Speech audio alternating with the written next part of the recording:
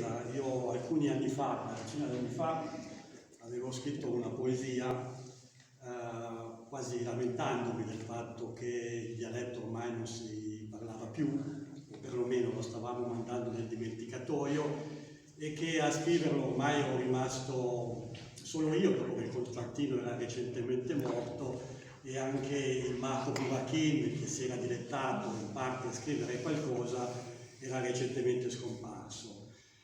Sinceramente, quando mi ha telefonato Simone dicendomi addirittura ho scritto il Vangelo di Marco in Lanzagotto, sono rimasto piacevolmente sorpreso e devo dire grazie perché non sono più solo a scrivere questa nostra parlata, ma soprattutto ho trovato forse uno molto più bravo di me, che naturalmente si è dilettato a riscoprire molto di più di quanto io ho fatto nello scrivere alcune poesie.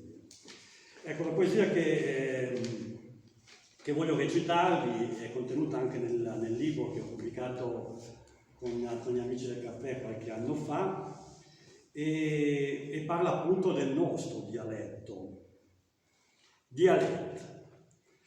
Mecar dialet, patrioti noi sveci, in cui tenec me un malavia in dulleccio. Dialet me na storeggia che arriva da lontano, me na carreggia che so più da due alla venne. Terra proprio un santè che so più due le calvò, avemmo da pensare due le che sfarmarò. Tu quello che chi passò e ti insegnò la sua maniera un po', e ti bastardò, e parla più come le cazzeva. Dialetto. Poesia dal tempo passò, a dismanguma tocco a tocco, ma quasi disparò, ogni idea poco a poco. Restuma un po' in caroggia, parluma ancora un po', dasi me naveggia, poi ma calvegna dismangò. Ed è questo l'augurio che io faccio a tutti,